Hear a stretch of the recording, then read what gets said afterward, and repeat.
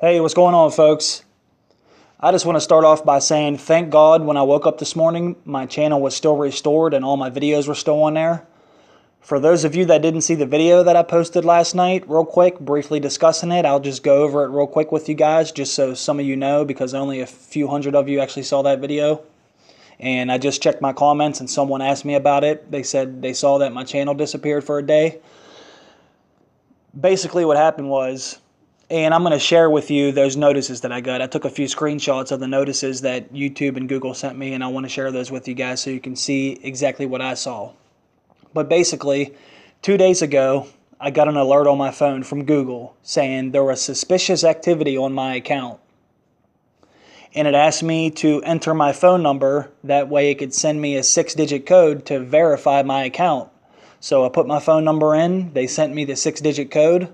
I put the code in, and then it sent me to this page. And I'll post a photo right here so you guys can see what I read when I got on that page. And I'll give you a few seconds to read it.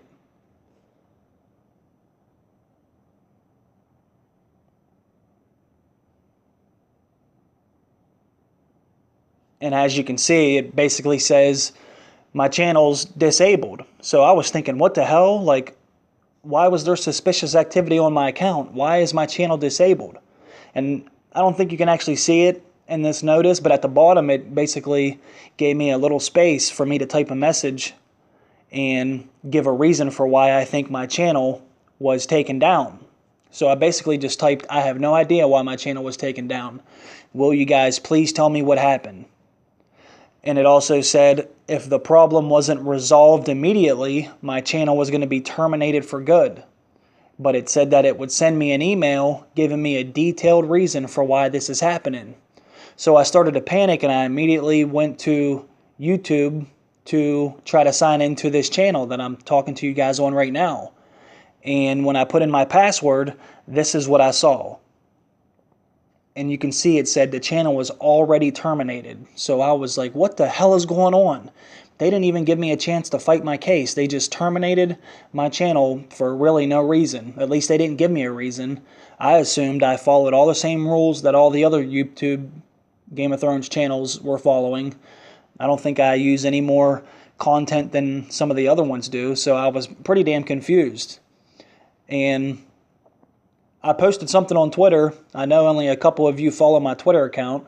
I wish more of you would follow my Twitter account. If you do have a Twitter, please go to that account. It should be linked on this YouTube channel.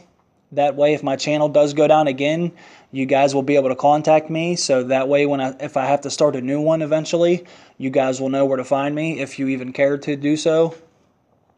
But as of right now, I'm able to sign into my channel. And I went to my guidelines, and I'll show you this photo too. I still have 0 copyright strikes and 0 guideline community strikes. So I really don't know what happened. I still haven't received an email from Google or YouTube telling me what happened, so I'm still pretty confused. And I just wanted to go over this again and show you guys these photos because there was a few people that actually questioned whether I was telling the truth or not. And I definitely wouldn't make this up. So I want you guys to see this stuff. And you can actually see in this other photo how much my views actually went down.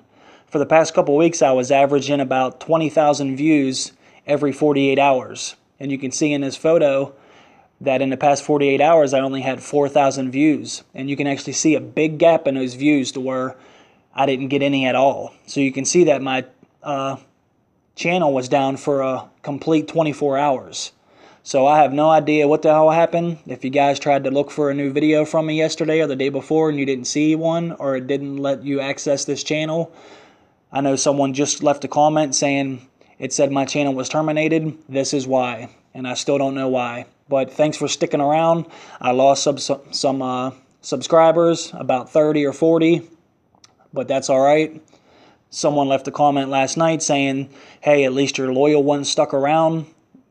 This way we weeded out some of the bad apples. I completely agree. Thank you for saying that. Thanks for all the nice comments you guys left. I really appreciate that. I'm glad you guys are still here. I'm glad all of you didn't try to find my next video and saw that my channel was terminated. Some of you might not even know this happened. Luckily, you didn't see it and just jumped ship. So I'm glad you guys are still here. So let's move forward and start talking some Game of Thrones again. And in today's video, it's going to be my continuation of the plot leak breakdown. And we are now at episode 7, which is the season 7 finale. So let's read through this episode, then start breaking this stuff down. Alright, episode 7. Sansa sentences Littlefinger to death, which Arya carries out. Sometime earlier in the season, Littlefinger attempted to pit Arya and Sansa against each other by using an old letter Sansa wrote under duress by the Lannisters to Robb Stark. Bran helps Sansa see through Littlefinger's ploy. Cersei wakes up in a bed soaked with blood, presumably from a miscarriage. At some point earlier in the season, there was a plot thread where Cersei finds out she is pregnant with Jaime's child. Sam and Bran figure out Jon's parentage, that he is the son of Lyanna Stark and Rhaegar Targaryen, and that his real name is Aegon, and he was legitimized at birth. He is not a bastard. Jon and Dany have sex on a boat headed north, and at the end of the episode, the wall falls. The Night's King attacks it with the zombie dragon Viserion, and he's able to knock it down. Okay, so let's go back to the beginning and start breaking down each section of this episode.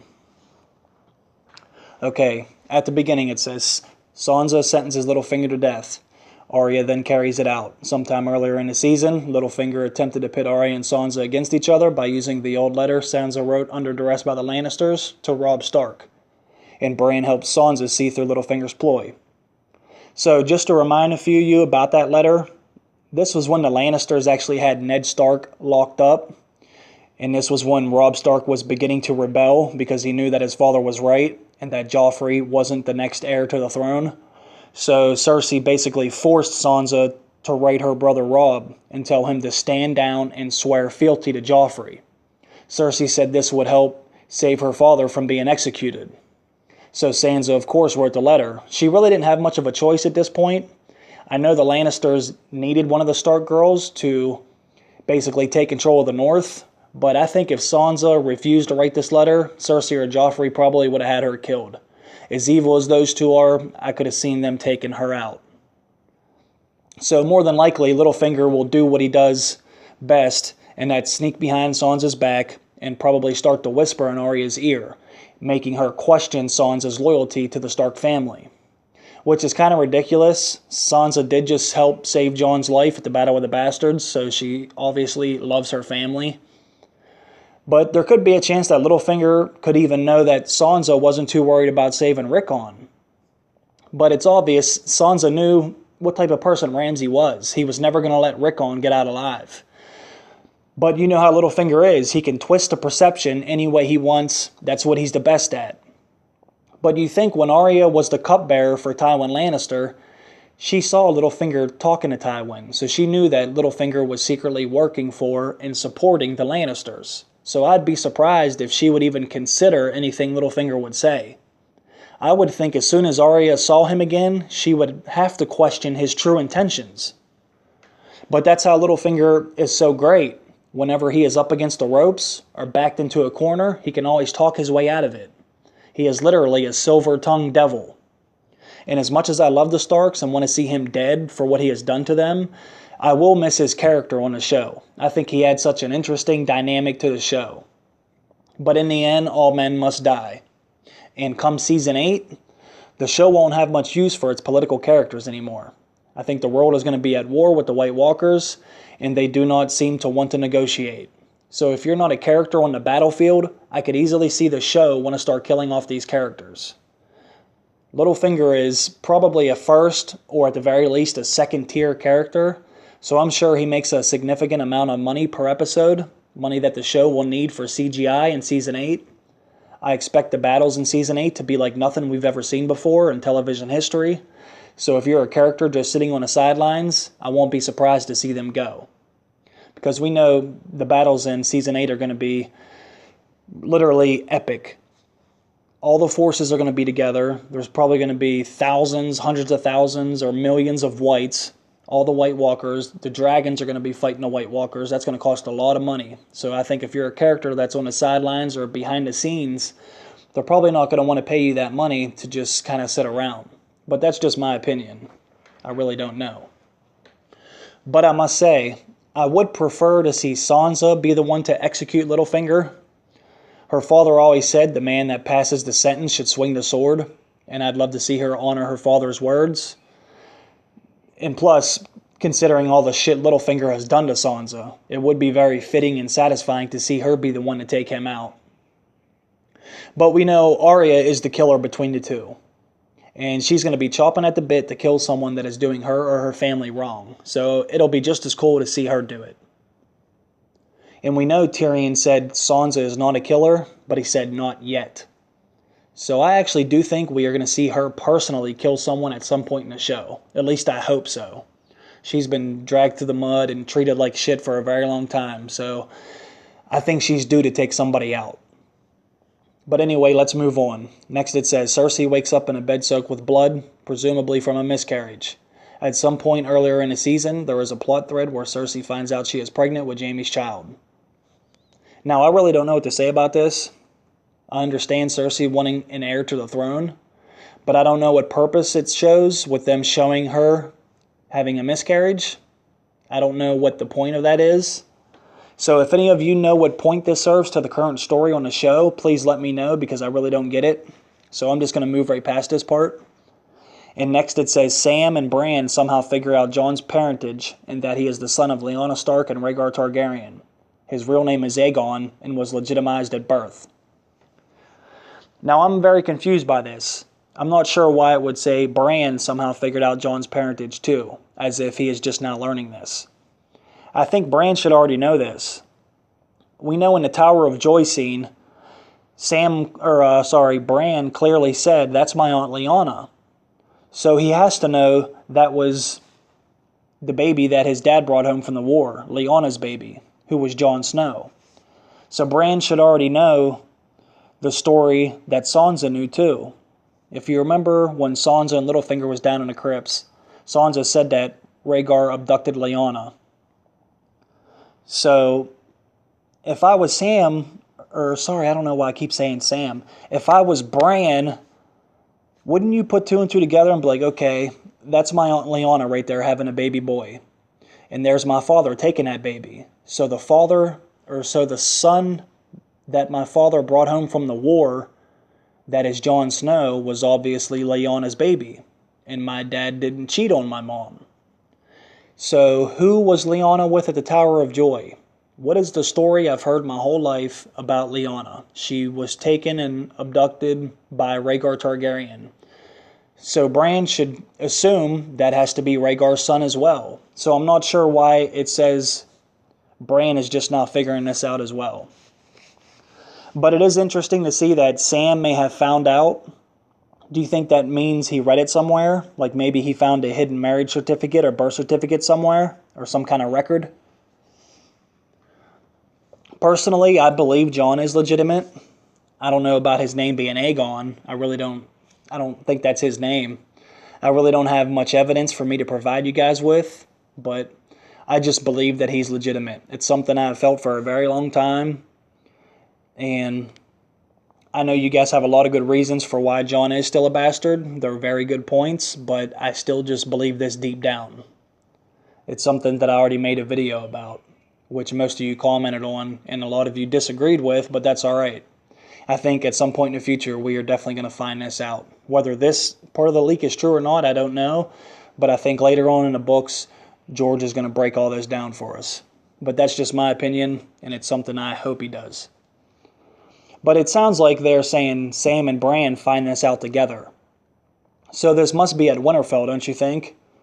Because we know that Bran is heading to Winterfell, and according to this plot leak, it says Sam heads back to Winterfell too. So I'm assuming if they found this out together, it has to be at Winterfell. And where do you think they could find something like this out at Winterfell? It'd have to be down in the crypts. I think something is down there, something very big, something important has to be down there. And I really can't wait to find out. I hope this part does come true because I really want to see what's going on down in those crypts. So, what do you guys think he could have found down there? Tell me in the comments how you think this possibly worked out. But also in this episode, it says that Jon and Dany have sex on a boat. So tell me what you guys think about this. Are you cool with Jon having sex with his aunt? I know the Targaryens have done this before. That's not really what I'm asking you guys. But do you guys actually want to see these two together in a relationship? I'm sure the showrunners want this. I think social media would explode into a frenzy if this happened. They've been building towards this for a very long time. These are the two biggest characters in television right now, so it probably will happen. But how much longer do you actually expect Daenerys to live? This is the season 7 finale. Do you guys actually see her living all the way to the end of the show, to the very last episode of the entire series? I don't think she's going to live to see the end. Do you guys? I think one way or another, Dany's probably going to end up dying. But anyways, the last part of this episode says the wall is going to fall at the end. The Night's King is going to attack it with zombie Viserion, and they're going to be able to knock it down. I think at this point in the show, this has to happen. For the story to come to this major climax, the others are going to have to get south in order to pose the biggest threat that has been talked about for most of this series. And when the Night's King and his army get through the wall, I think shit is going to get crazy. I think the intensity level on the show is going to rise about 1,000 degrees. There's going to be no more magical barrier to protect the realm. So everyone's going to have to start uniting and joining their forces. You guys know how the saying goes, you're going to have to stand together or divided you're going to fall. So they better start getting their shit together. But I can't wait to see these battles, and ultimately, probably the greatest war to ever be displayed on a television screen. I think the very final battle is going to be something epic. I hope they spend $50 million on that last battle. I just want it to be mind-blowing. But I guess if this is true, then Bran's mark is not going to be the thing that allows the others to cross south of the wall. So that's kind of interesting. It kind of felt like that was the whole point of them doing that. I didn't think they showed Bran get that mark just so they can get into the cave, unless it was just for them to do the Hodor scene. But I felt like that mark was going to end up playing out for something bigger. I was kind of hoping not. I made a video about that as well. I didn't think Bran was going to be the one to bring down the wall.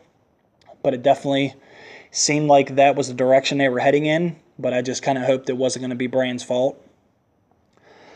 But do you guys really think we're going to see a zombie dragon? Personally, I know I want to see one. I think it would be cool as hell.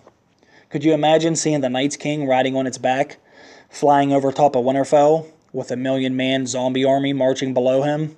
I think that would be absolutely terrifying. So tell me what you guys think of this alleged finale. What do you guys like or dislike about all this? Do you think it's true? Do you think it's false? Give me your guys' thoughts on everything, and let's discuss it in the comments like we usually do. Thanks, guys. Thanks for listening. Thanks for the support. Thanks for sticking around. I appreciate every one of you guys for being here, for watching it, and discussing this with me. So, thanks a lot, guys, and I will see you in the next one. Bye. That way it could send me a 6-digit code to verify my account. So I put my phone number in. They sent me the 6-digit code. I put the code in, and then it sent me to this page. And I'll post a photo right here so you guys can see what I read when I got on that page. And I'll give you a few seconds to read it.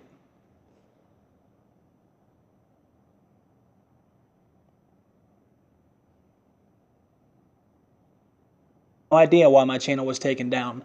Will you guys please tell me what happened? And it also said if the problem wasn't resolved immediately, my channel was going to be terminated for good. But it said that it would send me an email giving me a detailed reason for why this is happening. So I started to panic, and I immediately went to YouTube to try to sign into this channel that I'm talking to you guys on right now. Hey, what's going on, folks? I just want to start off by saying thank God when I woke up this morning, my channel was still restored and all my videos were still on there. For those of you that didn't see the video that I posted last night, real quick, briefly discussing it, I'll just go over it real quick with you guys, just so some of you know, because only a few hundred of you actually saw that video. And I just checked my comments and someone asked me about it. They said they saw that my channel disappeared for a day. Basically what happened was, and I'm going to share with you those notices that I got. I took a few screenshots of the notices that YouTube and Google sent me, and I want to share those with you guys so you can see exactly what I saw. But basically, 2 days ago, I got an alert on my phone from Google saying there was suspicious activity on my account. And it asked me to enter my phone number, and as you can see, it basically says my channel's disabled. So I was thinking, what the hell? Like, why was there suspicious activity on my account? Why is my channel disabled? And I don't think you can actually see it in this notice, but at the bottom it basically gave me a little space for me to type a message and give a reason for why I think my channel was taken down. So I basically just typed, I have no